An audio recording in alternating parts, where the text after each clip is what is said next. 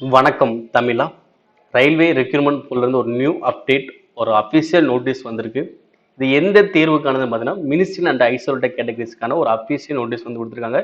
இதில் என்னென்ன போஸ்டிங் இருக்குது, ஒவ்வொரு போஸ்டிங்கான காலிடங்கள் எவ்வளோ அப்படின்னு சொல்லி நோட்டீஸை ரிலீஸ் பண்ணியிருக்காங்க. ஸோ நமக்கு தெரியும், இந்த டிசம்பர் மந்த்துக்குள்ள 2 அறிவிப்புகள் வர இருக்கு. ஒன்று குரூப் டி, அதாவது லெவல் 1 சொல்லக்கூடிய குரூப் டி தேர்வுக்கான அறிவிப்பு. இன்னொன்று இந்த மினிஸ்ட்ரி அண்ட் ஐசோலேட்டட் கேட்டகரிஸ். இந்த குரூப் டி தேர்வுக்கான அறிவிப்பு பற்றி எந்த ஒரு நோட்டீஸ் இதுவரைக்கும் ரிலீஸ் ஆகலை. ஸோ இன்னும் கொஞ்சம் காலம் இருக்குல்ல, இந்த டிசம்பர் மந்த்துக்குள்ளே கண்டிப்பாக ஏதோ ஒரு அப்டேட் கொடுத்துருவாங்க.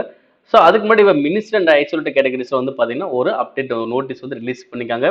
ஸோ இதுக்கான போஸ்டிங் எவ்வளோ, காலிடங்கள் எவ்வளோ, ஸோ இதுக்கான கல்வி தகுதி, வயது வரம்பு, இதுக்கான தீர்வு நடைமுறை எப்படியெல்லாம் இருக்கும்னு சொல்லிட்டு ஒரு டீட்டெயில் நோட்டு ஒரு இதை தான் பார்க்க போகிறோம். ஸோ கண்டிப்பாக இந்த வீடியோ முழுமையாக பாருங்கள். பார்த்துட்டு யாரெல்லாம் இதில் தகுதியாக இருக்கீங்களோ கண்டிப்பாக இந்த தீர்வுக்கு அப்ளை பண்ணுங்க. ஓகேங்களா? ஓகே. ஸோ அதற்கு முன்னாடி ரயில்வே தொடர்பான அப்டேட்ஸ்களை உடனுக்குடன் பெற நம்முடைய தமிழா ஐஏஎஸ் சேனலை சப்ஸ்கிரைப் பண்ணுங்க, ஷேர் பண்ணுங்க. ஸோ இதுதான் பார்த்தீங்கன்னா அந்த நோட்டீஸ், இது ஒரு அஃபிஷியல் நோட்டீஸ் தான். இதில் என்ன சொல்ல வராங்கன்னு பார்த்தீங்கன்னா, மினிஸ்ட்ரி அண்ட் ஐசோலேட்டட் கேட்டகரிஸ் வந்து பார்த்தீங்கன்னா இதுக்கு முன்னாடி 2019 வரும்போது பார்த்தீங்கன்னா நிறைய பதவிகளுக்கான போஸ்டிங்கோட அனௌன்ஸ் பண்ணியிருந்தாங்க. பட் இந்த இதில் என்ன பண்ணுறாங்க பார்த்தீங்கன்னா, சில பதவிகளுக்கு வந்து பார்த்தீங்கன்னா ரெக்ரூட்மெண்ட் நாங்கள் இது மூலமாக எடுக்கலை அப்படின்ற விஷயத்தையும் சொல்கிறாங்க. எதுன்னு பார்த்தீங்கன்னா நோ ரெக்ரூட்மெண்ட். ஓகே, எதுக்கு பார்த்தீங்கன்னா finger print examiner, scientific supervisor, library clerk, catering inspector grade 3, canteen manager, அடுத்து பப்ளிசிட்டி இன்ஸ்பெக்டர், அடுத்து ஹார்டிகல்ச்சர் இன்ஸ்பெக்டர், அடுத்து cook, catering inspector grade 1, photographers, stenographers, English and Hindi. இந்த இதுக்கெல்லாம் பார்த்தீங்கன்னா நாங்கள் ரெக்ரூட்மெண்ட் எடுக்கலை அப்படின்ற விஷயத்தையும் அப்டேட் பண்ணிட்டாங்க. இது இல்லாமல் மற்ற பதவிகளுக்கு நாங்கள் இந்த நோட்டிஃபிகேஷன் மூலமாக எடுக்க போகிறோம். அதாவது மினிஸ்ட்ரியல் அண்ட் ஐசோலேட்டட் கேட்டகரிஸ் மூலமாக எந்தெந்த போஸ்டிங் இருக்குன்னு பாருங்க. லேபர் அசிஸ்டன்ட் கிரேட் 3ல மொத்தம் 12 காலிடங்கள் இருக்கு. லெபரட்டரி அசிஸ்டன்ட்ல ஒரு 7 காலிடங்கள் இருக்கு.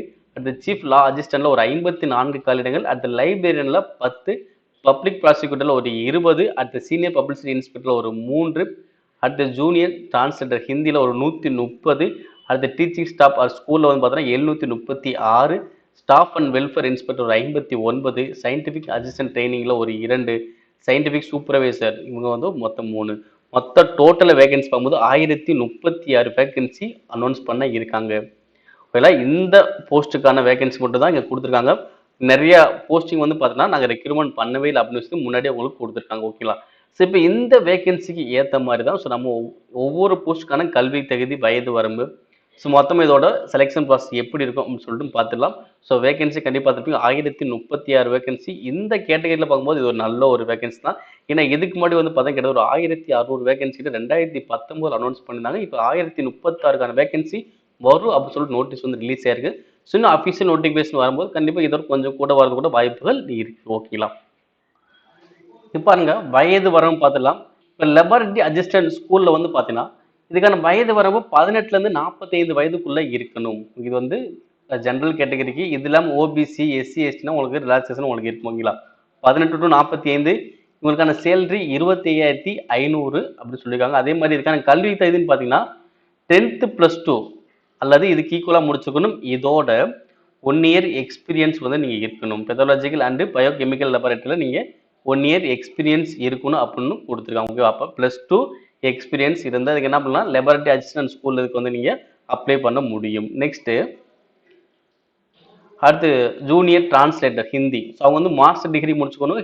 இங்கிலீஷ் வித் இங்கிலீஷில் ஹிந்தி இந்த மாதிரி டிரான்ஸ்லேட் பண்ண தெரிஞ்சிருக்கணும், நாலேஜாகவும் இருக்கணும். அடுத்து ஸ்டாஃப் அண்ட் வெல்ஃபேர் இன்ஸ்பெக்டர். இதுக்கான வயது வரும் பார்த்தீங்கன்னா 18 to 33. இவங்களுக்கான சேலரி 37,400 ரூபாய் ஸ்டார்டிங்கில் கிடைக்கும்.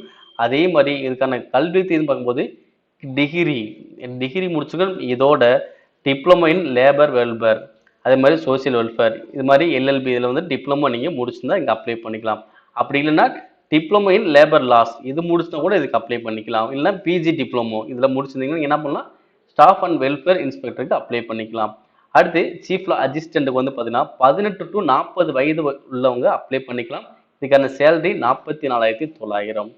ஸோ இவங்களும் பார்த்தீங்கன்னா டிகிரியோட, அதாவது லால டிகிரி என்ன பண்ணும் 3 years வந்து முடிச்சிருக்கணும் அப்படின்ற விஷயம் கொடுத்தாங்க.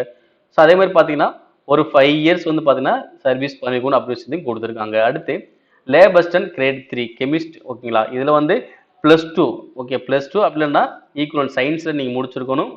அண்ட் இதோட டிப்ளமோ சர்டிஃபிகேட், அதாவது லேப் டெக்னாலஜியோட சர்டிஃபிகேட்டும் நீங்கள் வச்சிருக்கணும். ஓகே, +2 இதோட டிப்ளமோட, ஓகேவா, அதோட சர்டிஃபிகேட் நீங்கள் வச்சிருக்கணும். அடுத்து இதில் பார்த்தவங்களுக்கே தெரியும், நிறைய தீர்வுக்கான வந்து என்ன பண்ணல, இந்த டைம் எடுக்கல. ஓகேங்களா, இது நம்ம போன டைம் அந்த நோட்டிஃபிகேஷன் வச்சு தான் பார்த்துக்கிட்டு இருக்கோம். இதில் நிறைய பதவிகள் வந்து பார்த்தீங்கன்னா அவங்க இப்போ எடுக்கவே இல்லை. அடுத்து சீனியர் பப்ளிசிட்டி இன்ஸ்பெக்டர், இதுக்கான வயது வரணும் 18 to 33, இதுக்கான சேலரி 37,400. இதுக்கு வந்து பார்த்தீங்கன்னா தகுதி டிகிரி முடிச்சிருக்கணும். இதோட diploma public relation, advertising, journalism, mass communication, இதெல்லாம் டிப்ளமோ இது முடிச்சிருக்கணும். இதோட ஒரு 2 இயர்ஸ் எக்ஸ்பீரியன்ஸ் இருந்தால் உங்களுக்கு ப்ரிஃபரன்ஸ் கொடுப்போம் அப்படின்னு சொல்லி அவங்க கொடுத்துருக்காங்க. ஓகேங்களா, ஸோ இந்த சில பதவிகளுக்கான மட்டும்தான் நமக்கு வயது வரம்பு, கல்வி தகுதி இது மாதிரி நமக்கு கிடைச்சிருக்குன்னா, போன முறை எடுத்த நிறைய போஸ்டிங் இந்த முறை அவங்க எடுக்க மாட்டோம் அப்படின்னு சொல்லியிருக்காங்க. ஸோ அதனால நமக்கு நிறைய நமக்கு கிடைக்கல. ஓகேங்களா, இப்போ அதுக்கப்புறம் இதுக்கான செலெக்ஷன் ப்ராசஸ் எப்படி இருக்குன்னு பார்த்தீங்க அப்படின்னா, ஒரு சிங்கிள் ஸ்டேஜ் சிபிடி தான். ஓகே, ஒரே ஒரு தேர்வு சிபிடி தேர்வோடு இருக்க போது. இதுக்கப்புறம் ஒவ்வொரு போஸ்டிங்கை பொறுத்து, ஓகேவா, ஸ்கில் டெஸ்ட்டாக இருக்கலாம், அதே மாதிரி டீச்சிங் டெஸ்ட்டாக இருக்கலாம், பெர்ஃபார்மன்ஸ் டெஸ்ட்டாக இருக்கலாம், டிரான்ஸ்லேஷன் டெஸ்ட்டாக இருக்கலாம். அதுக்கப்புறம் முடிஞ்சதுக்கப்புறம் உங்களுக்கு டாக்குமெண்ட் வெரிஃபிகேஷன், அடுத்து மெடிக்கல் டெஸ்ட், அவ்வளோதான். ஓகேங்களா, ஸோ ஒவ்வொரு அந்த போஸ்டிங்கை பொறுத்து உங்களுக்கு அந்த ஸ்கில் டெஸ்ட் அப்படிங்கிறது உங்களுக்கு இருக்க போகுது. மற்றபடி சிபிடிங்கிறது எவ்வளோ, ஒரே ஒரு டெஸ்ட் தான். அந்த சிபிடி தேர்வு எப்படி இருக்குன்னு பார்த்தீங்கன்னா, ப்ரொஃபஷனல் எபிலிட்டிஸ் அவங்களுடைய இதை பொறுத்து எவ்வளோ, 50 question 50 mark, general awareness 15 question 15 mark, reasoning 15 question 15 mark, maths 10 question 10 mark, science 10 question 10 mark, மொத்தம் 100 கொஸ்டின் 100 மார்க். இதுதான் சிபிடி மெத்தட். இதுக்கு அப்புறம் அதனால் உங்களுடைய ஸ்கில் டெஸ்ட்டாக இருக்கலாம், இன்னும் ஸ்டெனோகிராஃபர் டெஸ்ட்டாக இருக்கலாம், இந்த மாதிரி ஒவ்வொன்றும் உங்களுக்கு மாறும். டிரான்ஸ்லேஷன் டெஸ்ட் இது மாதிரி மாறும். ஓகேவா, ஸோ அது நம்ம எடுக்கக்கூடிய அந்த போஸ்டிங்கை பொறுத்து அதுக்கான டெஸ்ட் நம்மளுக்கு இருக்கு. ஓகேங்களா, ஆனால் சிங்கிள் சிபிடி டெஸ்ட் மட்டும்தான். ஓகேங்களா, ஸோ கண்டிப்பாக இந்த தேர்வுக்கு உங்களுக்கு தகுதி இருக்கக்கூடிய பட்சத்தில் கண்டிப்பாக அப்ளை பண்ணுங்க. இந்த மாதிரி தேர்வுக்கு வந்து பார்த்தீங்கன்னா, ஸோ அதுக்குரிய ஆள் மட்டும்தான் இங்கே அப்ளை பண்ண முடியும். இங்கே அனைவருமே இங்கே அப்ளை பண்ண முடியாது. அப்படிங்கும்போது இங்கே போட்டிகள் குறைவாக தான் இருக்கும். அப்ளை பண்ணணும் குறைவாக தான் இருப்பாங்க. ஆனால் போட்டி நீங்கள் எப்பயும் போல நான் சாதாரண நினச்சி கொடுத்து இங்கேயும் நான் கொஞ்சம் நல்லா போட்டி போட்டினா உங்களுக்கு ஈஸியாக நீங்கள் என்ன பண்ணலாம், இந்த போஸ்டிங் நம்ம எடுக்க முடியும். ஓகேங்களா, ஸோ அப்போ இந்த டிசம்பர் மந்த்தில் வரக்கூடிய இந்த ministerial and isolated categories notification கண்டிப்பாக இன்னும் கொஞ்சம் விரைவில் வந்துடும். ஸோ அதே மாதிரி குரூப் டி தேர்வுக்கான அறிவிப்பு இந்த மந்த்துக்குள்ளேயே வந்துடும் எதிர்பார்த்துக்கிட்டு இருக்கோம். ஏன்னா அதை பற்றி இன்னும் இது வரைக்கும் எந்த ஒரு தகவலும் கிடைக்கல. ஸோ கண்டிப்பாக அது கிடைக்கக்கூடிய பட்சத்தில் உங்களுக்கு வேகமாக அப்டேட் பண்ண ரெடியாக இருக்கும். மேலும் இது போன்ற அப்டேட்ஸ்களை பெற நம்முடைய தமிழ் ஐஏஎஸ் அகாடமிஸில் சப்ஸ்கிரைப் பண்ணுங்கள். நன்றி.